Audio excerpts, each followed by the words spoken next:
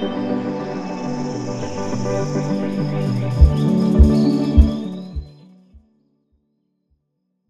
I was going to have to go with one right now, I think I'd go with the octopus.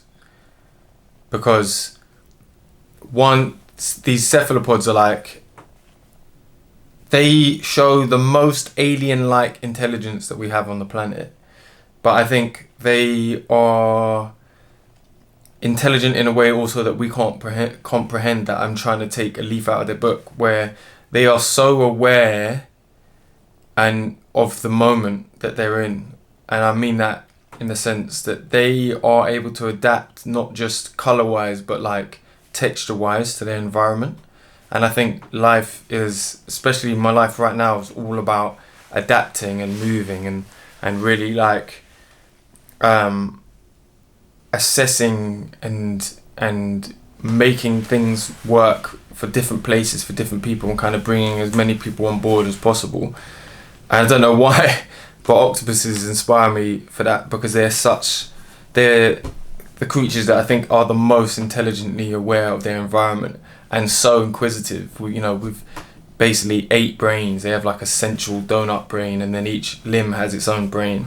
So they're multitasking. And I think my life is chaotic right now in the most beautiful way, because I've combined my two loves of music and nature finally, and it seems, touch wood, like that it keeps going, but it feels like I'm finally doing something that I really love, but also matters to the world, and I think is important and has like a real urgency right now.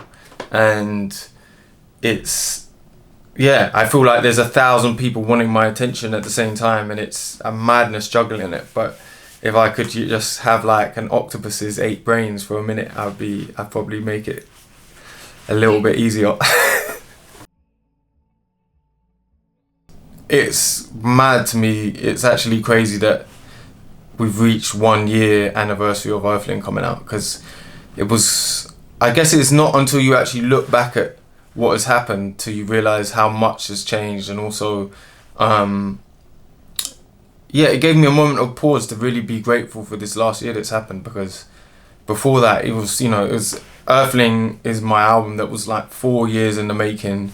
It was a love letter to the planet, but also a way of talking about climate change in a way that had an anti-colonial lens, that really talked about the black and brown and POC experience of accessing nature, but also like the historical removal from nature that I felt was happening, and is coming more and more into the conversation around climate justice. But more than that, it was really a tool for this album was really a tool for people that grew up like I did, grew up in ends in different cities that really don't have that kind of luxury to have an access to nature. And I wanted to use music as a new way, because I hadn't really seen it done in a way that wasn't kind of hippy dippy to, and that's no offense to hippy dippy musicians, but there can't be just one way of talking about nature and climate change and stuff in music. And I felt like, right, we need like a climate anthem that bangs in the club, that man and gal can shock out to and have a good time to, but also makes sense and speaks our language and gets us in a place of connecting us to feeling. And I feel like above everything, above all art, and everything has its role to play. And yes, we're very visual animals, but I think we lean on that too hard. And I think actually like sound has this really unique way of tapping straight into the feeling of as humans. And I think that's where we're losing, and that's what we're missing, especially when it talks about climate change and climate justice, and also biodiversity loss, and overall our relationship to the nature we share this planet with.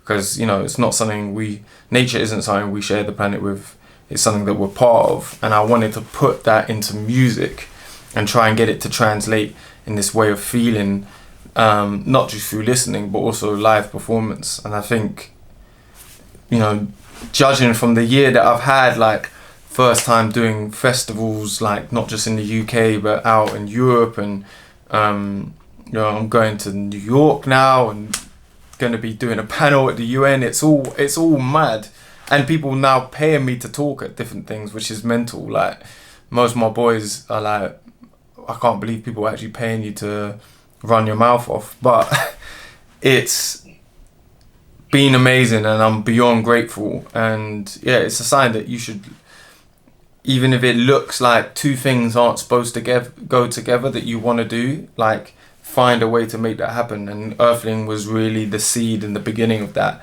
And you know, my nature documentary, Nature Ain't a Luxury, is coming off that, and there's so many things that have been coming off that bring me a lot of joy, but also make me feel like I'm actually doing something in the world that is needed as well.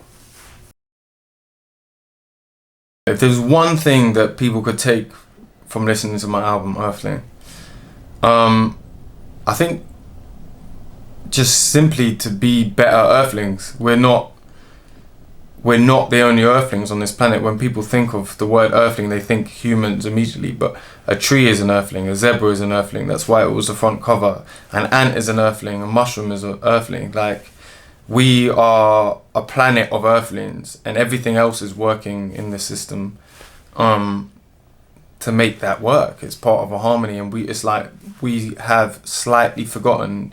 It hasn't been broken. We haven't fully forgotten, but we are forgetting how to be Earthlings. And if anyone can take anything away from the album, is how to be a better Earthling. And yeah, and follow the zebra as well, because we move together in unity much better than we move solo. There's a lot of new music to come that I'm really excited about. A lot of it, of the stuff that's already finished, is gonna be, yeah, just a lot of fun, and will still feature nature elements, but much more in the sounds. And then yeah, there's a plan to make a full album using nature sounds with the amazing Martin Stewart, who is one of the best sound recordists of nature sounds. He is the David Attenborough of field recordings of nature throughout, you know, the last 40 years or something mental. Yeah, you name the animal and he's got it. And that's saying something in the world, you know, where we're experiencing mad biodiversity loss. So the plan is to make a whole new type of music that is really vibey, using nature. Yeah, especially since I got my track out now, that is Orange Skies featuring nature officially, and that's the first ever instance of nature being an official artist now. And 50% of the proceeds, the profits from that, go into climate solutions and initiatives. It's amazing. But yeah, there's going to be a lot of new music. There's going to be my documentary Nature Ain't a Luxury will be coming out. I am going to be, yeah, by the time this comes out, I'll probably be about to be presenting Spring Watch, which is going to be very sick, or will have presented it. And yeah, there's going to be a lot more very cool presenting things going on as well, where I'm trying to bring a different voice and a different vibe and a different look to like how we experience nature, and open it up to everyone. Because I think at the end of the day, you know, like, to solve a crisis as big as the one that that involves the environment, the planet that we live on, we need everyone. And I think so far the narrative has been very Eurocentric, and we need to change that. And if I can do a little bit to help that, then we can get it good. There's one more thing I nearly forgot. I'm definitely doing some music back home, where my dad's side of the family is from, in Dominica in the Caribbean. I'm going to be working with some amazing artists from there and doing a whole project out there as well, using specifically sounds from there, and working with artists from there specifically as well. The truth is, I hadn't wanted to blend the two worlds, because I felt the pressure of being a musician from London, like particularly like the rapper side, even though I produce all my work, and like to think of myself as a musician and an artist in the fullest sense, because I play a few instruments on top of that.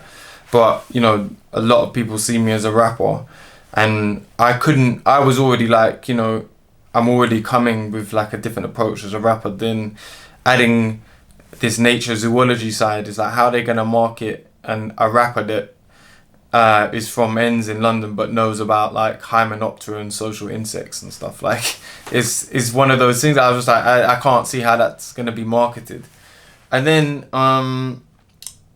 I guess I started getting more and more frustrated with what I was seeing happening to the natural world, as a nature geek, but also as a zoologist.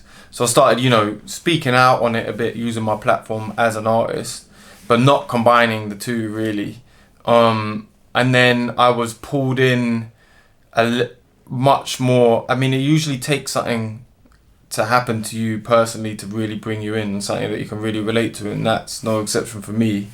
In 2017, Hurricane Maria hit Dominica, which was the same hurricane that later hit Puerto Rico. When it hit Dominica, it was Category 5 and was one of the strongest hurricanes to ever make landfall, and basically obliterated the island. And it was to do with climate change, weather. And it struck me then how unfair that was for an island that is, you know, our population is 70,000 people, and they couldn't have contributed to climate change less if they tried. So it was really stark how, even though they've contributed little to nothing to climate change, they're on the front lines and you know, having their lives completely flipped over on its head just in one day because of it. You know, I'm happy to say that the nature and the people have really bounced back, and there's amazing schemes to become the first climate resilient country in the world. But that dragged me in, and I was like, nah, this is not fair. And then I realized this is actually the picture for the whole of the global south versus the west. You know, the west has created the problem, but the global south is on the front line. And so that pulled me in, and then I got pulled in to write and present a mini documentary about getting young people of colour in London to vote based on climate change issues. And that kind of launched me into the film world of nature documentary and climate documentary filmmaking, but with like a purpose to actually create change. And I did some amazing stuff with Doc Society and got invited to Climate Lab, and that kind of launched that whole side.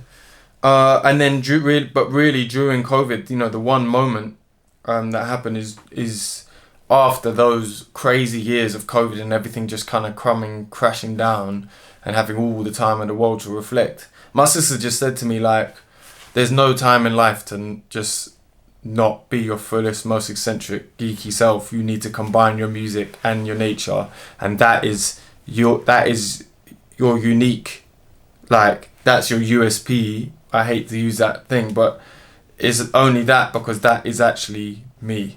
Like, there's no pretending behind it. These are the two things that I'm obsessed about and spend all my time thinking about and making and geeking out on. Like, and I just thought, I'm also in a position as a person of colour, as a mixed race guy from London, from ends that speaks the way I speak as well. Maybe I can bring in the diaspora that so need to be connected to the global south, and I saw a link there. And so, you know, a couple different things were like, I need to do this. Actually, I need to give this a shot at least. I honestly didn't think it would work. I didn't think things would be happening the way they are, but yeah, it's the best thing I ever done. I feel like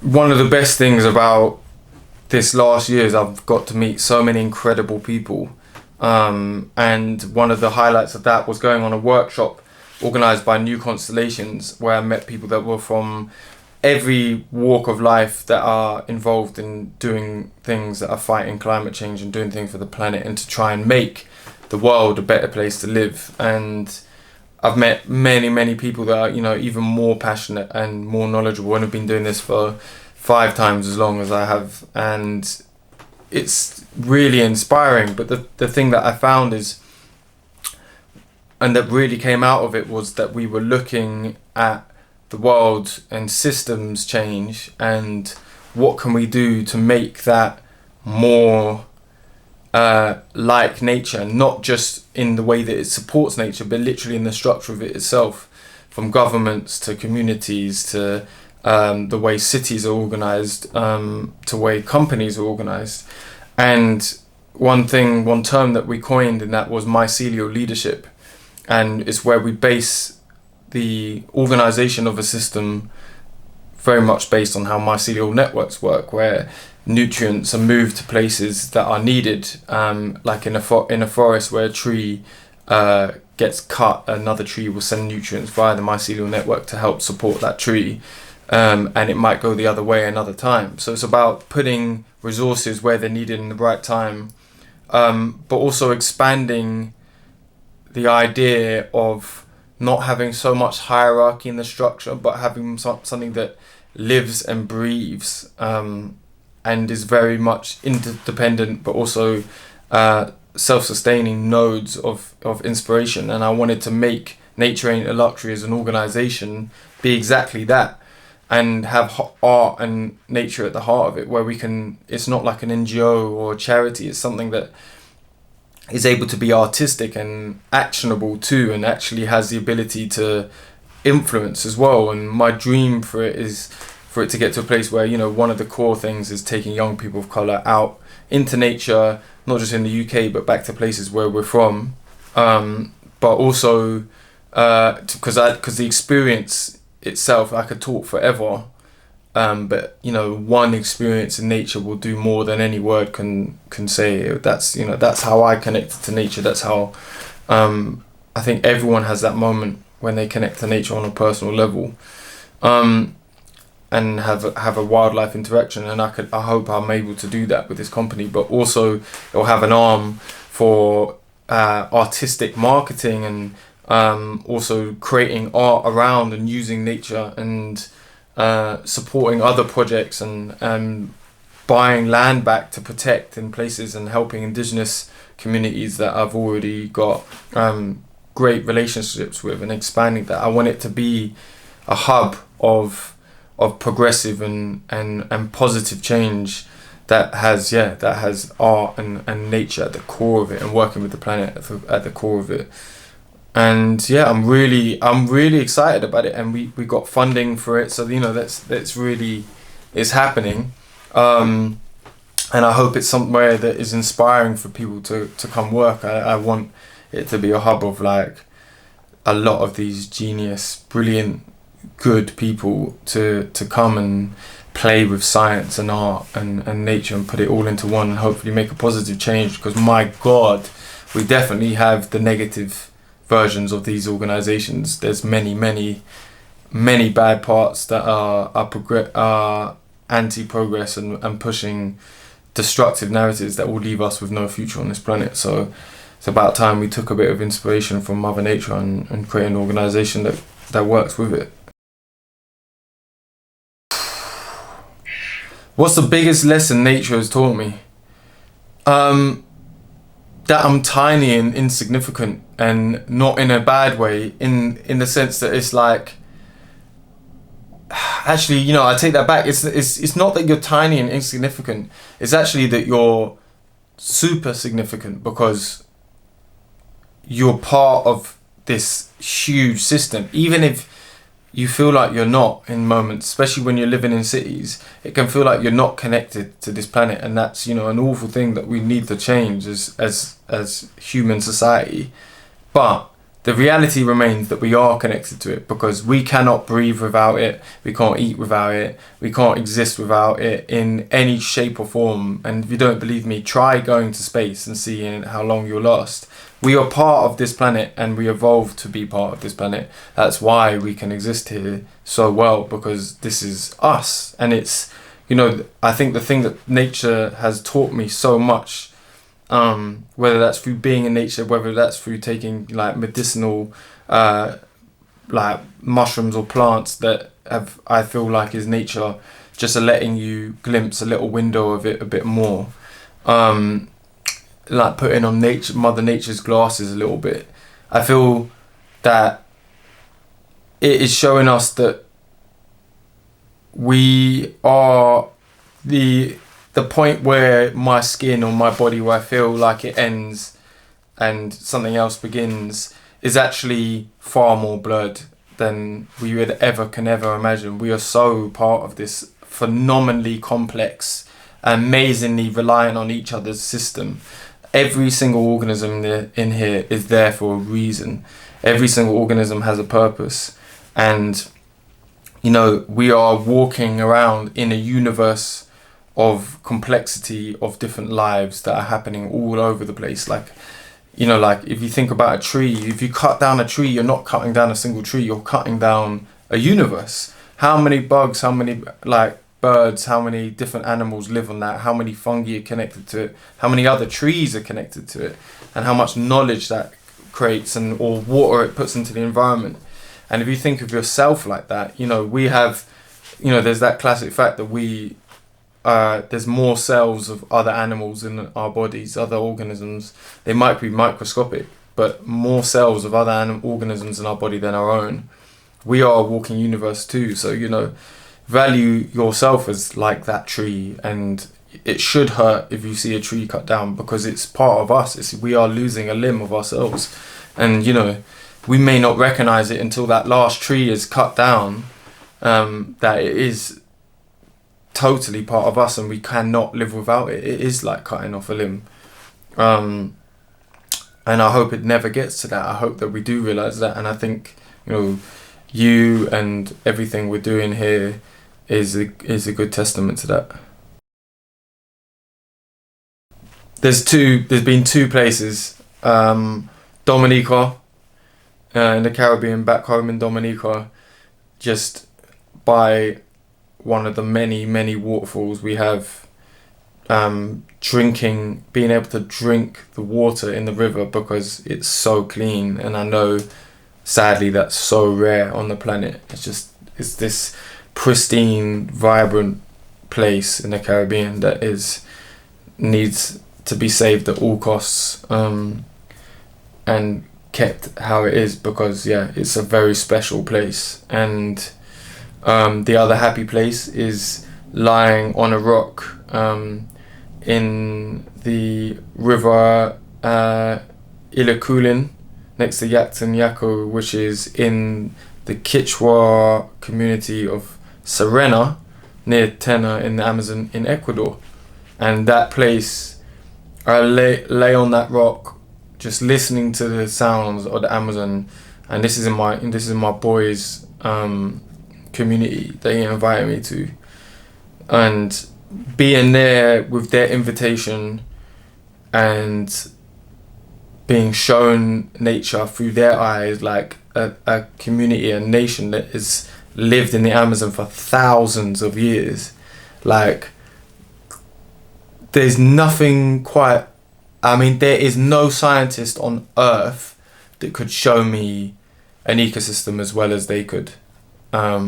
Because it wasn't just like a bunch of species or something to be described. It was a feeling there, and it was life, and the river was their playground, their water source, where they wash. It was a life vein. And the animals too. The forest was their pharmacy, their larder, like their playground, their source of inspiration and art. And it was the most relaxed I've ever been. And I can't nap. I get stressed, I get anxiety, I feel all the woes that everyone gets. But the only place I can nap and switch off is when I'm in nature. And that place, particularly on that rock, lying in the sun with like the biggest butterflies you've ever seen in your life flying past my head, is the one, man. Entiendo más o menos todo. Dependiente de qué país. Dependiente de qué país. Estaba viviendo en CDMX en México desde hace 2 años. Wow. Sí. And ¿hace cuánto que no vas? What, to Mexico? Yeah, or to Dominica. Well, not Dominican Republic, Dominica.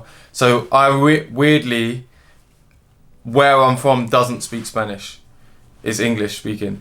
So no soy dominicano, soy de Dominique, I think. Okay. But I almost don't know if there is a word in Spanish for where I'm from, because they've been like, well, if you're from Dominican Republic, that surely is the only place.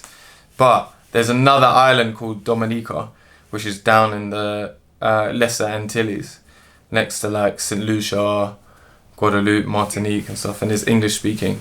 But I speak Spanish because of going to Ecuador, and because I've got indigenous friends from the Amazon in Ecuador, so they invited me, and that was like mind blowing for a London boy. And then I lived in Mexico for a while 2 years ago. So yeah. How long were you in Mexico? Not long enough. I was there for, God, how long was I there for? Maybe just over 6 months in total, living in CDMX, and then that was on top of like spending quite a bit of time in Ecuador as well. So it was a while. It's been like, yeah, a good chunk of my time in that part of the world.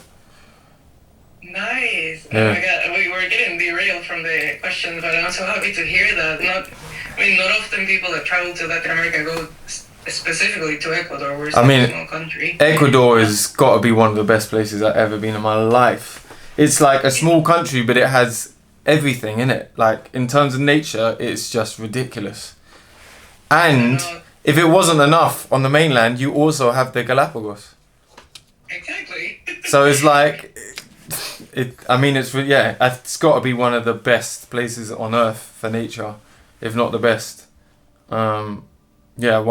I love Ecuador, man.